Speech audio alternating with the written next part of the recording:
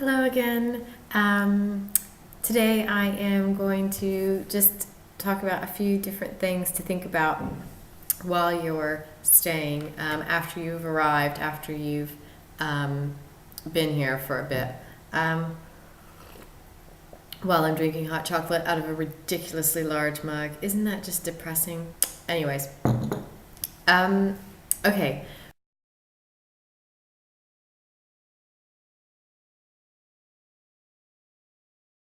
Point number one.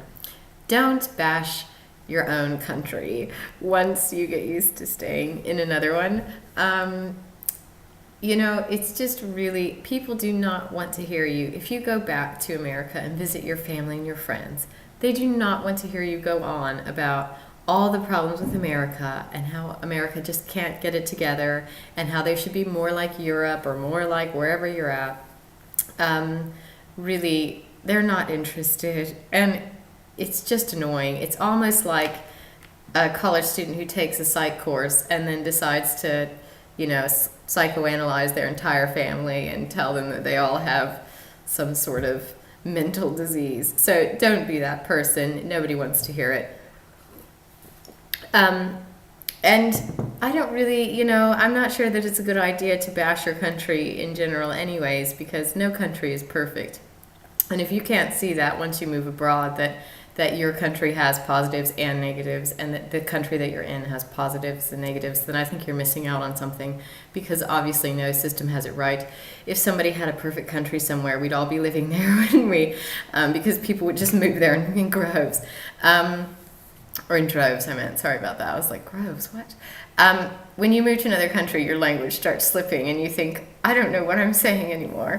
Anyways, so don't bash your original country, particularly with your family and friends that are from that country. On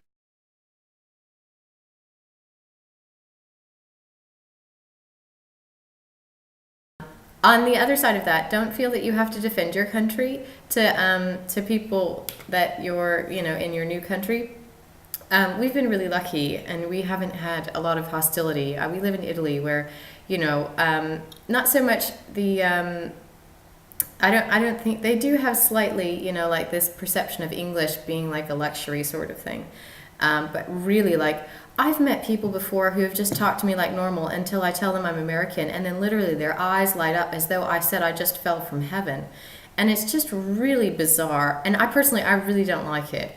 It really just makes me, not, I don't know, there's something that I really don't like about that. But anyways, as I say, we've been really fortunate. We haven't had lots of hostility, and I really don't know if I could bear to move to a country where I didn't speak the language and people were hostile towards Americans, because, there's a lot to, I don't know, I feel like I don't know how people do that, because a lot of people do that, they're from a country that people don't like or something, or whatever, and they're having to live under the stereotype of, whatever these people think of their people.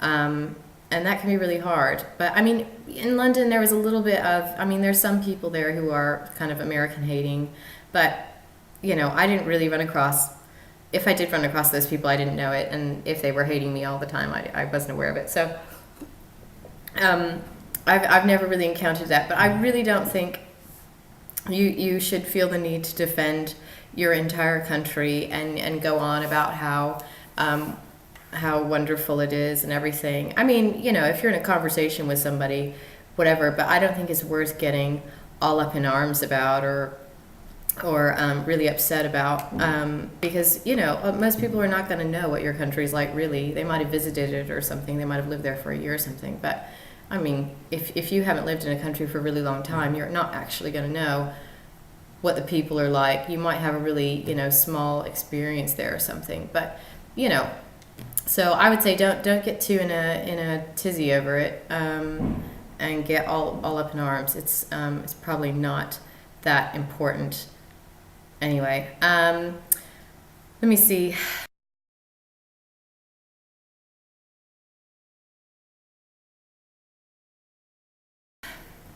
On the other side of that, especially especially if you move to a country where you're with your spouse or your family. It's so easy to bash the country you're in because of all the things that you don't like about it.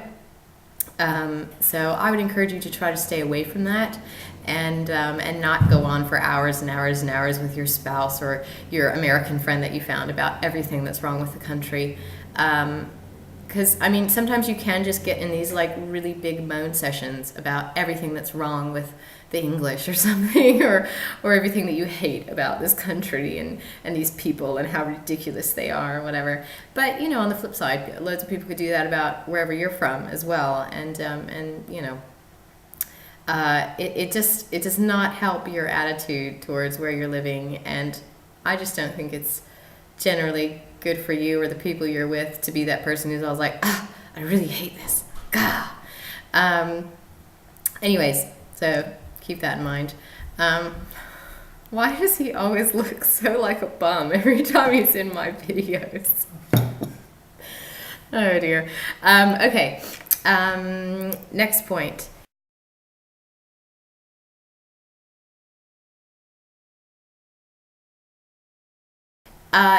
If you do find that you're having lots and lots of frustrations about different things, I would suggest trying to find the root of your frustrations, because a lot of the time you think about things as isolated events.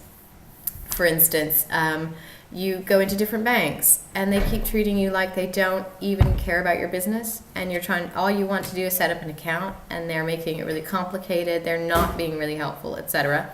And then you might say go to,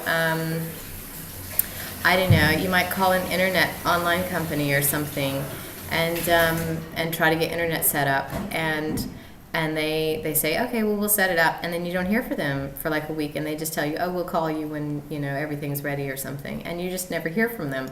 And like things like that. I think after a while you have to start really almost analyzing why you're getting frustrated over little things, and think, okay, well, the reason I'm really upset about this is because customer service in America is excellent, because not everything, but most things in America are privately run, and if they're privately run, it means that they're based on customer satisfaction, which means the customer service is going to be better, etc.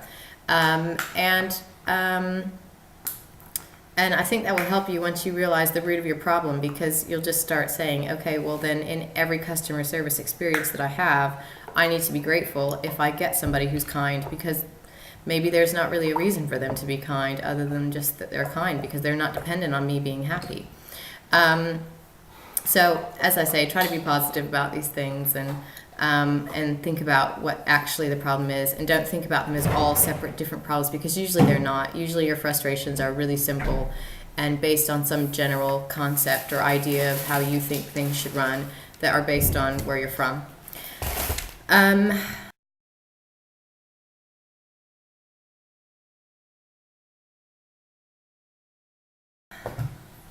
The third point would be to find the good side of what's frustrating you, because a lot of times what's frustrating you is just that it's different and not actually that it's bad.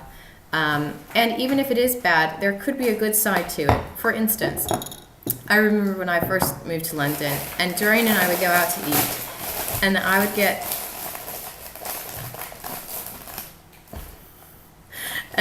so annoyed sorry about that. He's done now.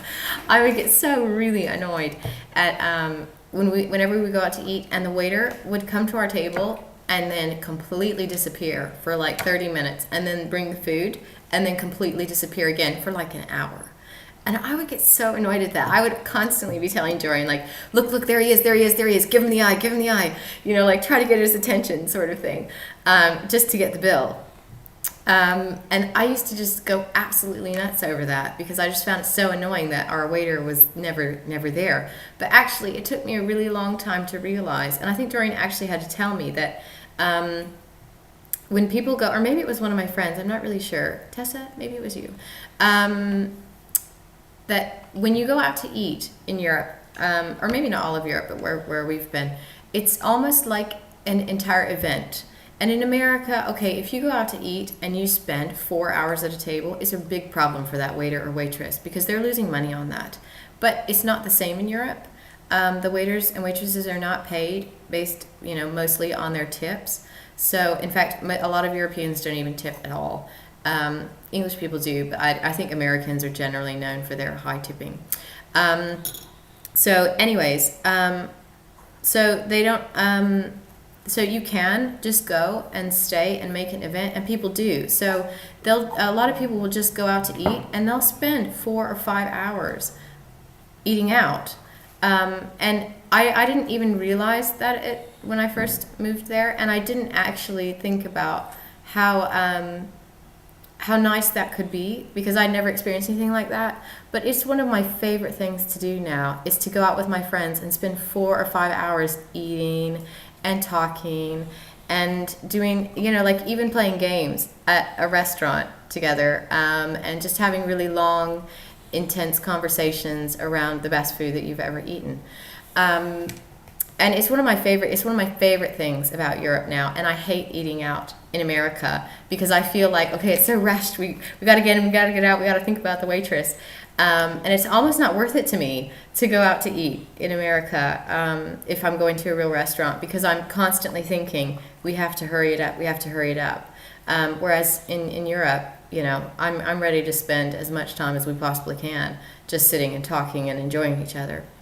So, try to find the good side. There's almost every situation like that you're going to be frustrated about has a good side. So try to find the good side, and then just be thankful for that, because you might find someday that you're finding a lot of the good things about living in a different place, and you might find it hard to go back and appreciate the way that it is in America. So, anyways, those are just some more things to think about. Bye.